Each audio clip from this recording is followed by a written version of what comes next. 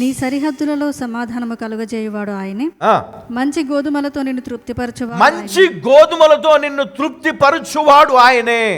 గట్టిగా చెప్పలు కొడదాం. హల్లెలూయా. మంచి గోధుమలతో నిన్ను తృప్తిపరచువాడు ఆయనే. దేవునికి మహిమ కలుగును గాక.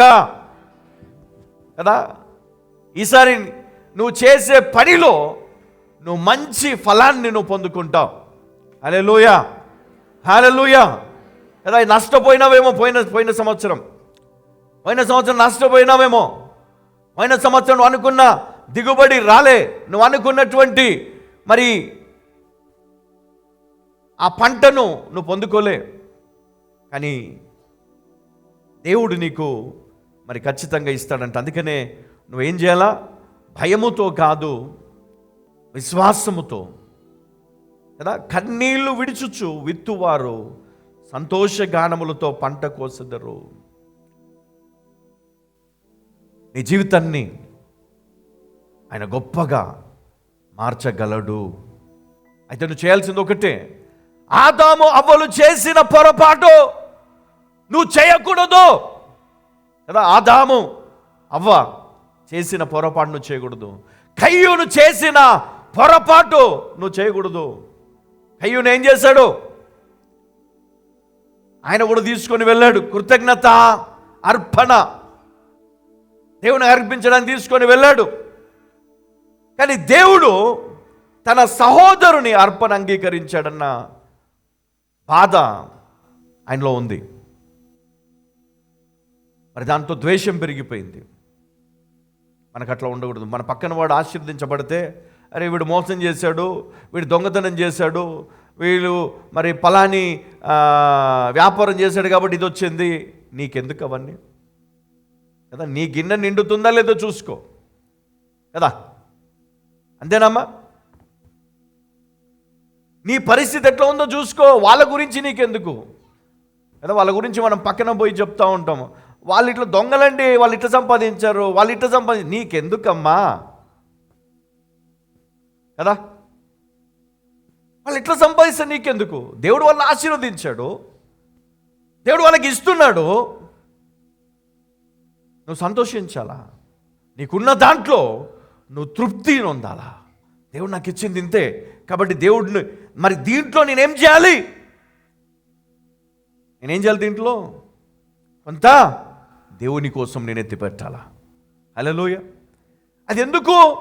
దేవుడు తింటాడని కాదు, నాకు దేవుడు ఇచ్చాడు, నేను కృతజ్ఞత అర్పణగా నేను తీసి ఇవ్వాల దేవునికి. హల్లెలూయా. కదా, దేవుడు తింటాడని కాదు. దేవునికి ఎందుకండి? సృష్టికర్తే ఆయన, దేవునికి అవసరం లేదు కదా.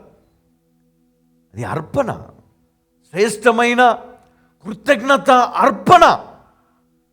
దాన్ని తీసుకొని మందిరంలోనికి వెళ్ళి దేవుని సన్నిధిలో దాన్ని అర్పించుట, దాని విషయమై దైవజనుడు ప్రార్థన చేయుట, అది మనకు ఆశీర్వాదం. హల్లెలూయా, హల్లెలూయా, హల్లెలూయా.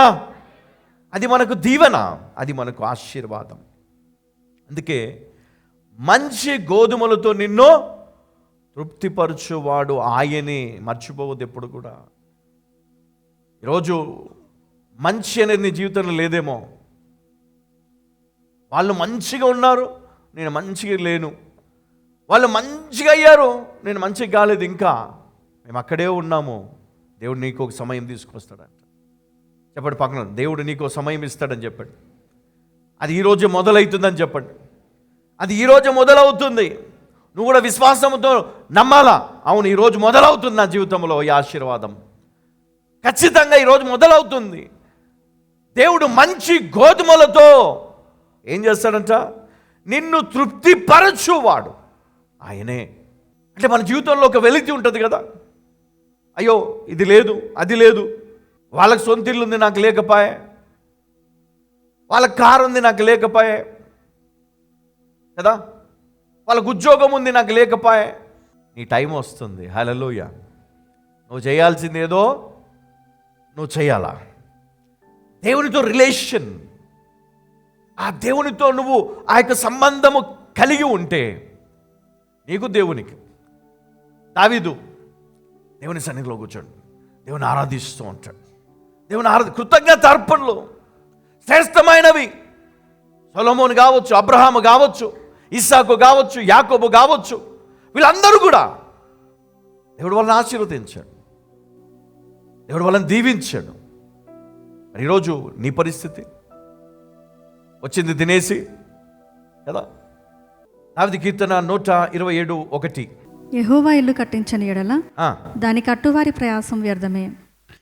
భూమి మీద నివసించు మానవుడు, మరి దేవుడు మరి వారికి గృహమును అనుగ్రహించి ఉన్నాడు. అందుకే ఇక్కడ ఏమని రాయబడి ఉందంటే, యెహోవా ఇల్లు కట్టించని ఎడల దాని కట్టువారి ప్రయాసము వ్యర్థమే కదా. కాబట్టి కృతజ్ఞత అర్పణలు చెల్లించుటకు ఈ గృహము చాలా శ్రేష్టమైనది. ఒకటి, నీ ఆహారమును బట్టి, నీకు వచ్చినటువంటి ఆ కష్టార్జితమును బట్టి, ఆ పంట పొలములను బట్టి కృతజ్ఞత అర్పణ చెల్లించాలి. రెండవది, నీ గృహమును బట్టి, దేవుడు నీకు అనుగ్రహించిన గృహమును బట్టి కదా. భూమి మీద మానవుడు నివసించుటకు దేవుడు గృహమును అనుగ్రహించి ఉన్నాడు.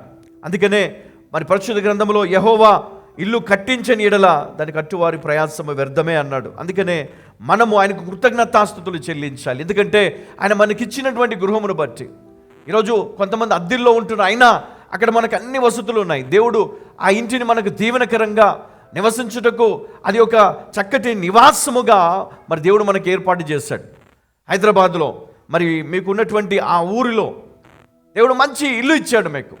అందును బట్టి మీరు ఏం చేయాలి? కృతజ్ఞత. ఆ ఇంటిని బట్టి, ఆ పొలమును బట్టి, కుటుంబాన్ని బట్టి కదా, పిల్లలను బట్టి, భార్యను బట్టి, భర్తను బట్టి దేవునికి ఏం చెల్లించాలి? నువ్వు కృతజ్ఞత చెల్లించాలి. హల్లెలూయా, హల్లెలూయా.